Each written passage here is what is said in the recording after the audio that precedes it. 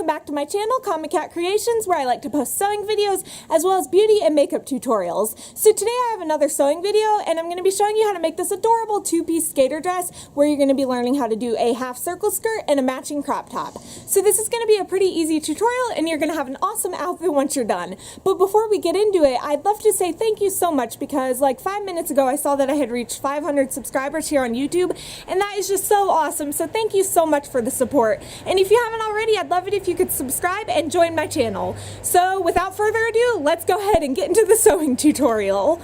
For this project, I used about 1.5 yards of a smooth feeling stretchy knit fabric, and you'll also need thick elastic for the waistband. We're going to start by creating the half circle skirt, so begin by taking your waist measurement where you want the skirt to sit, and mine's about 33 inches. Divide your measurement by 3.14 and the number you get is what we'll need to create the skirt. Mine's 10.5 inches. Fold your fabric in half with the right sides facing together, smoothing it out as you go.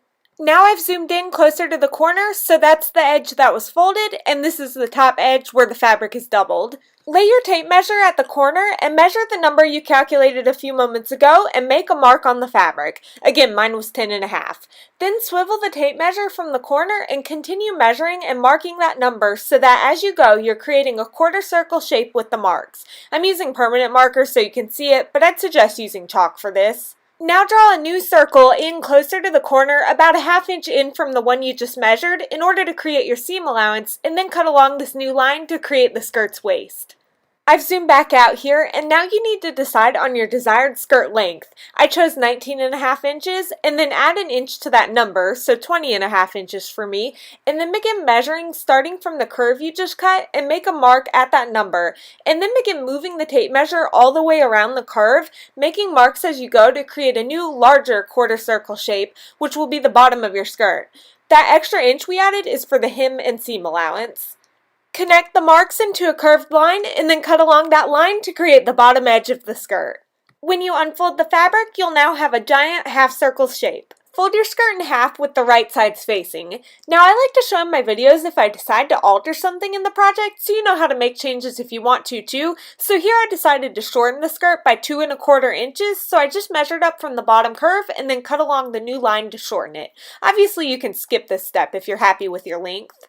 Next, pin the skirt together along the straight edge and then sew to join it together using a ½ inch seam allowance and always backstitching whenever you sew. Since we're using stretch fabric, you'll need to use a ballpoint needle and sew with either a stretch stitch or a zigzag stitch. And this will allow your garment to be stretched without breaking the seams, whereas if you just use a regular straight stitch, the seams will break when stretched. And you can see here how that stretch stitch allows the seam to be stretched.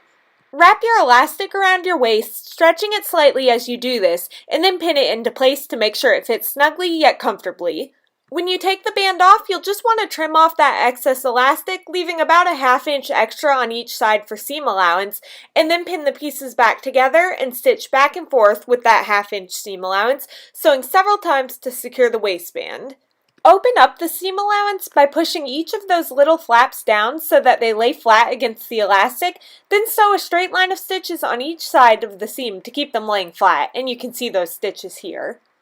Now we need to divide the waistband into 4 equal sections to mark the center front, back, and sides of the waist, and this seam here will represent the center back. So to find the front, just bring the seam all the way to one side, so now the opposite side here will be the center front of the waist, so mark this with a pin. Next, bring the center front pin and the center back seam lined up together in the middle, and now the 2 edges of the band will be the exact sides of the waist, so mark them with pins too, and you'll now have your center front, center back, and sides spaced equally. Do the same thing with the skirt's waist by using the seam as the center back, rotating the skirt and using the side opposite the seam as the center front, and then bringing the front and back together in the middle to mark the sides. With the correct neat side of your waistband facing right side out and the skirt turned inside out, line up the center back seams together by bringing the band inside of the skirt so that the correct sides of the seams are facing together and pin them into place. Again, bring the waistband inside of the skirt and line up the pins that mark the center fronts together and pin them in place, and then match up and pin the sides together too.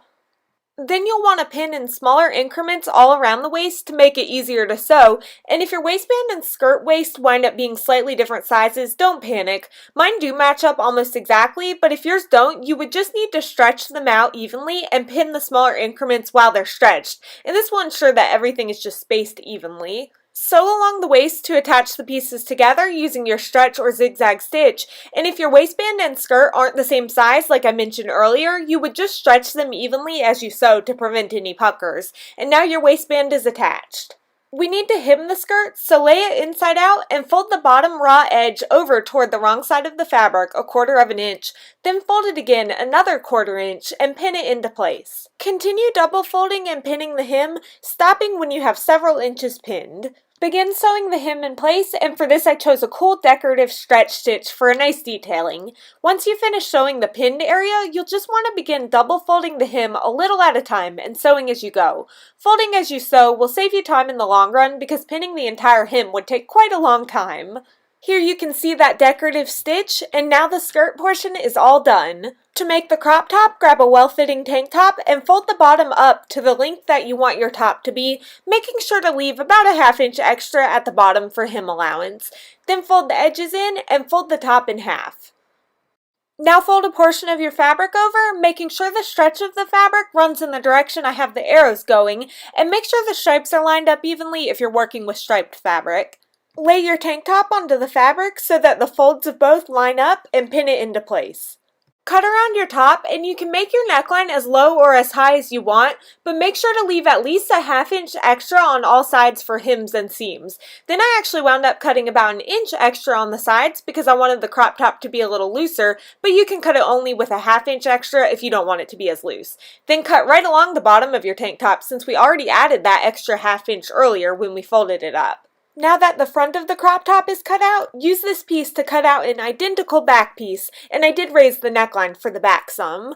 Lay your two pieces together with the right sides facing together and pin and sew along the sides and shoulders using the same stretch or zigzag stitch you used before. Then try on the top to make sure it fits and make any adjustments if necessary. I decided to shorten mine a bit. To hem the neckline, turn the top inside out and fold the raw edge of the fabric over a 1/4 inch once, then again, and pin it into place, just like we did for the skirt. Continue folding and pinning around both sides of the neckline, and once the entire thing is pinned, stitch it into place using a stretch or a zigzag stitch. I used the same decorative stretch stitch as I did on the skirt. Hem the armholes exactly the same way by double folding the hem and sewing it into place, and then repeat by sewing a double folded hem on the bottom edge of the top, and you're all done with this awesome outfit, so wear it proudly.